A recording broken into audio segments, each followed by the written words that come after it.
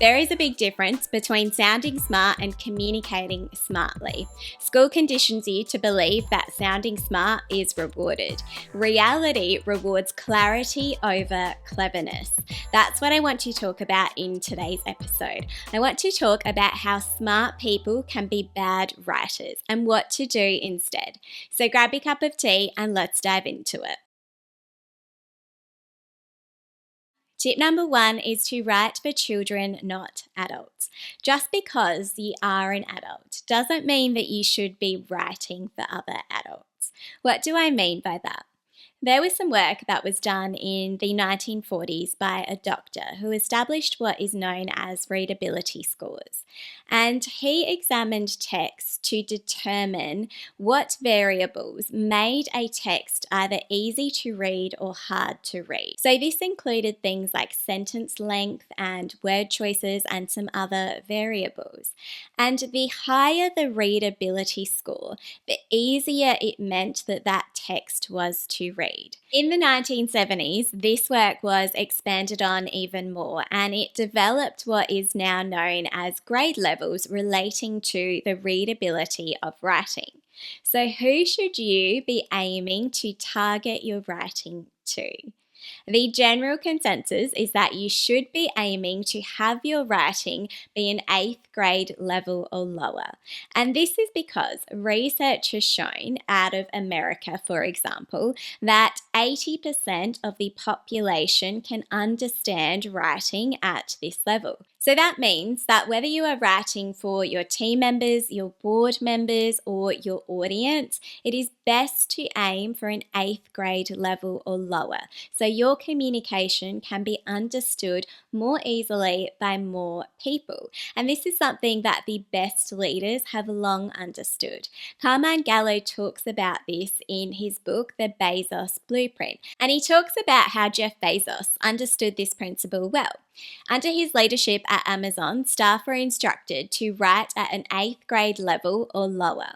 And in 2010, when he delivered the Princeton University commencement speech, this was delivered in language that was suitable for 7th graders. So even as the billionaire that he was, he spoke to Ivy League graduates in language that was as simple to understand as possible. Tip number 2 is less is more. More is a burden on your reader. When I was in high school, I remember in my English literature class giving a presentation where my English teacher was actually really happy with it. She said that it was very well articulated, and she wasn't actually always the easiest on me. And I found that this resonated with me at the time because I didn't actually think that it was something that included particularly any interesting ideas, nor was it actually delivered in a compelling way. But what I did do was string together a lot of fancy words into complicated sentences, and that sort of behavior was rewarded. The problem is when we enter the real world, we forget to unlearn some of the things that we learnt in maybe our English literature class that don't actually apply in the business context or in our day-to-day communication. It has been a long time since I was in high school, and so much has changed even in that time. We now have this always-on culture where we have constant emails, constant messages, constant voice notes and notifications, and attention is scarce. And anything you can do to reduce the burden of your communication on your audience actually helps them to conserve their energy. It feels like it should go without saying at this point that less is more, but it's still worth emphasizing. There are a lot of people who appreciate the maximalist approach to writing, and I understand where this comes from. It comes from a beautiful appreciation of writing and the use of words and how beautiful words can be used instead of the more simpler form. And this is great if you want to indulge in writing for yourself perhaps, or you have an audience who really resonates with this sort of writing. But for the majority of people, and because of the way that our world has progressed, a minimalist approach to writing is what is going to help your audience to process your communication better. This is something that is emphasized a lot in the book Writing for Busy Readers by Todd Rogers and Jessica Laxky-Fink. They emphasize that by complicating your writing, you are putting a burden on your reader. And you, as the writer, should actually be the one who has that onus on you. It is actually a more difficult task to spend the time simplifying your communication than writing in a more complicated way.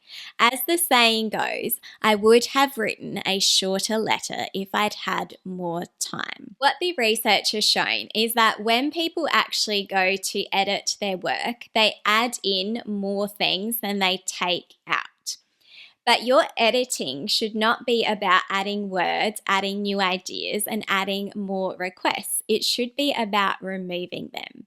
I had a really great professor when I did my MBA who would often refer to the saying that the best design is what is taken away, not what is added. Less is more also means choosing the simpler words. For example, why say purchase when you can say buy?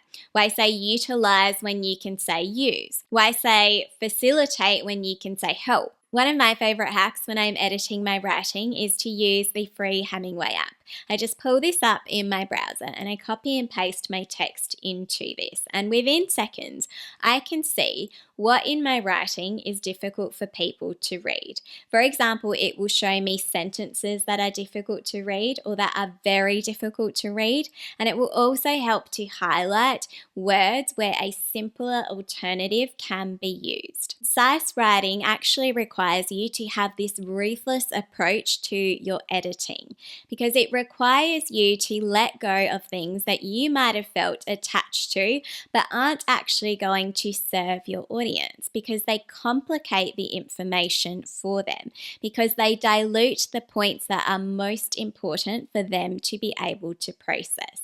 And this leads nicely into tip number 3, which is 1 point per sentence. When you confuse them, you lose them. Even in academic writing, for example, there has been a shift towards more simplified communication. For example, the American Marketing Association instructs would-be writers for their journal that their writing should be designed to be read, not deciphered. As humans, we learn to speak before we learned to write, and for most people, that is going to be true today as well. So when you are writing, try and think about how your writing would sound if it was spoken, or try and speak your writing out loud to see how easy it is for your audience to be able to process. Remember that when you write as though you are speaking, you are more likely going to be able to clearly communicate your message without overcomplicating it with confusing language structures that can be more prevalent in written communication as opposed to a verbal communication. There has been eye tracking studies that have shown that when people land on a full stop when they are reading, they pause.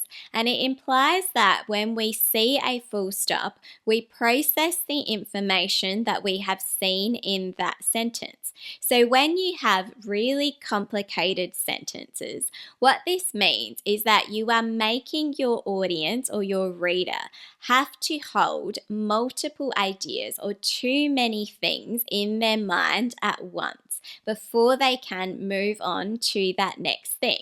So it's more likely that they are going to forget some of that information or remember the things that aren't as important. Nancy Gibbs, who was the former editor of Time magazine, used to instruct her writers that every word had to earn its place in a sentence, and every sentence had to earn its place in a paragraph, and every idea had to earn its place in a text. This isn't about cutting everything. This is about cutting what can be cut. Which brings us to split end sentences. Remember to trim your split end sentences. Split-end sentences are sentences that contain multiple ideas in the one sentence. Again, it means that your audience has to hold or understand multiple ideas at once instead of focusing just on what that main point of the sentence is before moving on to that next point. I personally like to keep an eye out for lots of multiple examples or references or excessive use of commas or ands throughout my sentences to identify what could be a split end sentence that needs to be simplified for the reader to give them a better chance at understanding what that main point is. Remember that no one is going to be as close to your writing as you are, or as close to your ideas and your points as you are. So assume that the person on the other end of your reading is going to be time poor, is not going to care as much as you do. So how do you make that communication simpler for them? Put yourself into their mind frame. They might even feel frustration if they have to continuously reread your writing because they don't understand the point that you are making. Tip number 4 is to write for everyone, not an elite few. People who are smart are used to feeling like they are the smartest person in the room. But we already know that if you are the smartest person in the room, then you are likely in the wrong room.